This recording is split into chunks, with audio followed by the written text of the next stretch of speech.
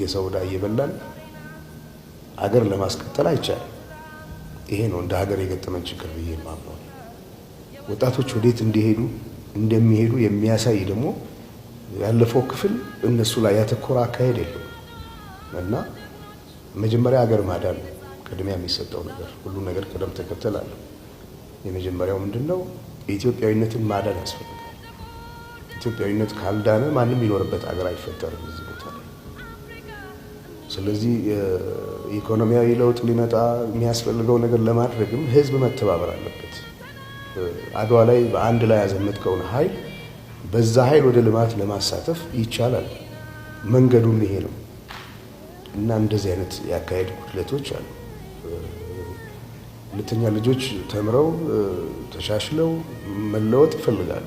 ወጣቶች መንገድ የሚያሳያቸው ይፈልጋሉ እና የሚያሳዝን ትውልድ ነው። የዛ ትውልድ አካል ስለሆነ ነው በዚህ አይነት ጉዳይ ላይ እንድናተኮር ግድ የሆነው እና ለወደፊቱ ለሀገር የምመኘው ኢትዮጵያ ልጆቿ የተባበሩባት ሀገር፣ ለሀገር የለፉ ሰዎች የሚከበሩበት ሀገር፣ ለሀገር የለፉ ሰዎች ሲከበሩ ለሀገር የሚያስከብር ስራ የሚሰሩ ልጆች መፈጠር ይችላሉ።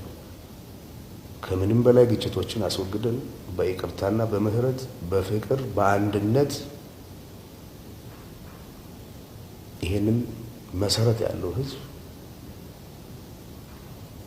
ወደ ዘላቂ ጉዞ ለመውሰድ ትልቅ መነቃቃትና መነሳሳት ያስፈልጋል እና ኢትዮጵያዊነት ሩቅ ነው እና የሁላችን ኑሮ መሻሻል አለበት።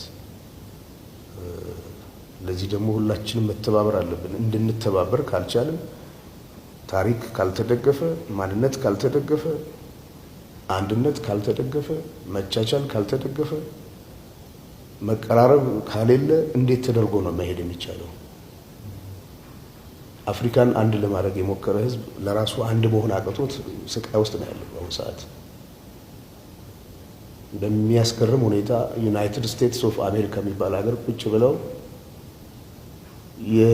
የተባበሩ ህዝቦችን ዋጋ የተካፈሉ ገና እዚህ መብላት ያቃትን የራሳቸው ወገኖች ላይ እንደገና መከፋፈልን የሚሰብኩ ሰዎች አሉ። መብታቸው ሊሆን ይችላል። አደገኛ መሆኑን ግን ሳይነገር አይታለፍም። ስለዚህ እኛ ሰላም እንፈልጋለን፣ አገራችን እንወዳለን። ኢትዮጵያዊነት ቀለሙ እንዲዘባረቅ ተደርጎ እንደቀረበው አይደለም፣ ረቂቅ ነው፣ የሚጠቅም ነው። ለእኛ አይደለም ለሌሎችም የሚጠቅም ነው እና አይደለም ኢትዮጵያኖች ተባብረው ለኛ መሆን ብቻ አይደለም፣ በጽኑ እንቅልፍ ለወደቀው ለሰፊው አፍሪካም ትልቅ አቅም የሚሰጥ የሚያፈናጥር ህዝብ ነው። እንዳይራመድ ሆኗል።